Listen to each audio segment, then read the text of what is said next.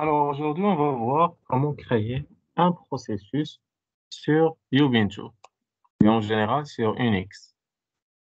La création d'un nouveau processus, elle s'effectue via l'appel système fork.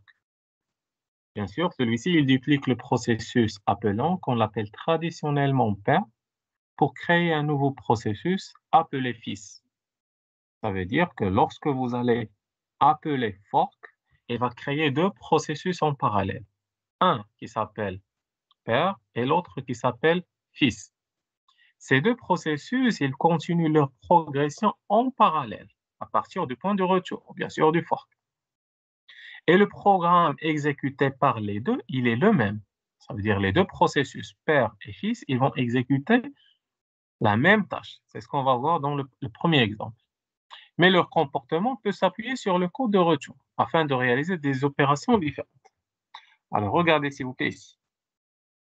On a fait un simple programme avec des, bien sûr des includes qui sont nécessaires pour le bon fonctionnement. Alors ici, une simple fonction main qui contient le fork afin de faire, ou bien afin d'afficher un message. Ce message, c'est job done by son and father. Ou bien travail réalisé par le fils et le père. Alors on a dit que lors de l'appel de la fonction fork, il va se créer deux processus. Bien sûr, ici, ces deux processus, ils vont exécuter cette ligne. Ainsi, on va voir l'affichage de fork. C'est ce qu'on va remarquer ici. Première chose, je vais le compiler. Très bien.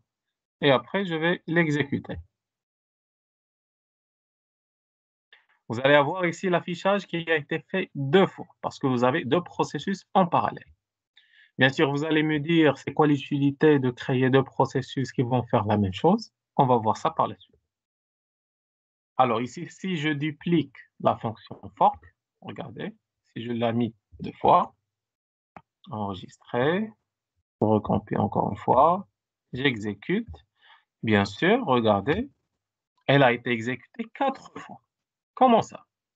Bien sûr, la première fork, elle a créé deux processus, père et fils, et ce processus père avec la fonction fork a créé deux, et le processus fils ici a créé aussi deux.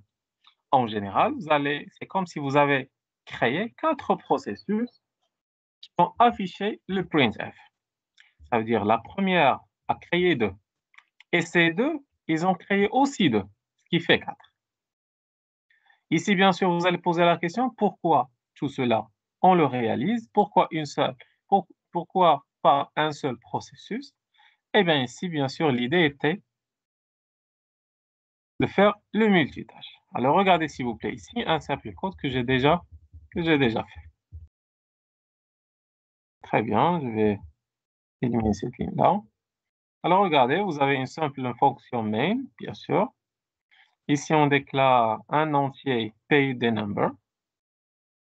Rappelez bien que toujours, bien sûr, juste après cette déclaration, on a l'affichage Hello, I am the father. Ça, c'est le, le programme principal qui va afficher, bien sûr, Hello, I am the father.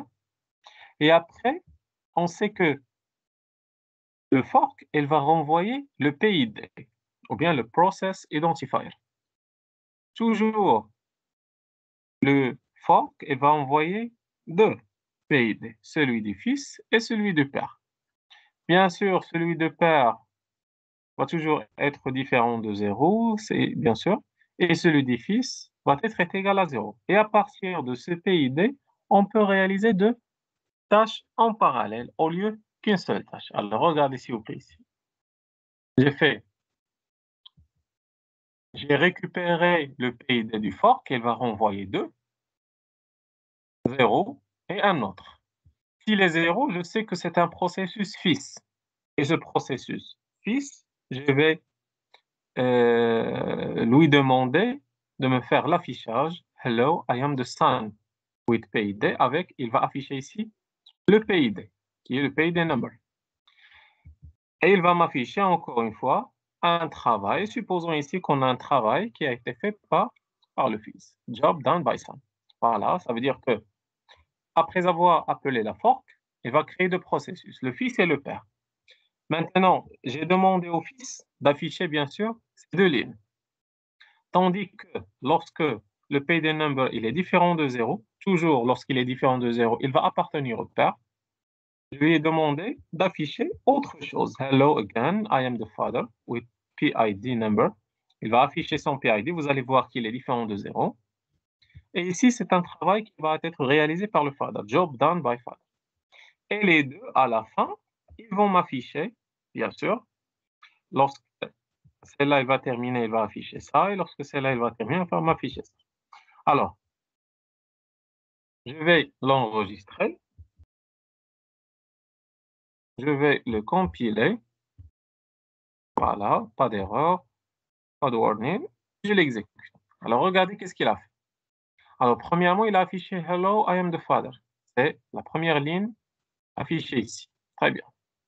Après, le fork a créé deux processus, le père et le fils. Mais ici, le fils, je lui ai demandé d'afficher quelque chose et le père, autre chose. Alors, on commence toujours par le père. Alors, il va afficher Hello again, I am the father with PID number. Regardez. Hello again, I am the father with PID 6755. Alors, ça, c'est le PID renvoyé du père. Voilà. Et il va faire quoi? Il va faire job done by father. Regardez. Job done by father. Et après, il va faire celle-là. Parce que celle-là, bien sûr, elle est à l'extérieur de if et de else. Voilà. Alors, ça maintenant, c'est le job done by father. Alors, le père a réalisé ces trois lignes. Et en parallèle, le fils, qu'est-ce qu'il va réaliser? Le fils, il va réaliser, bien sûr, Hello, I am the son, et puis ID 0. Toujours, on a dit que le fils, il va renvoyer 0. Ça, c'est le travail réalisé par le fils, toujours dans le if.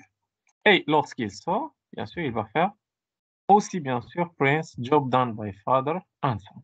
L'idée derrière ça, c'est que, afin de faire le multitâche, dans Unix, on peut, je sais que la fonction main, ou bien la fonction fork, réalise deux processus, et l'idée derrière la réalisation de deux processus, c'est de faire le travail en parallèle.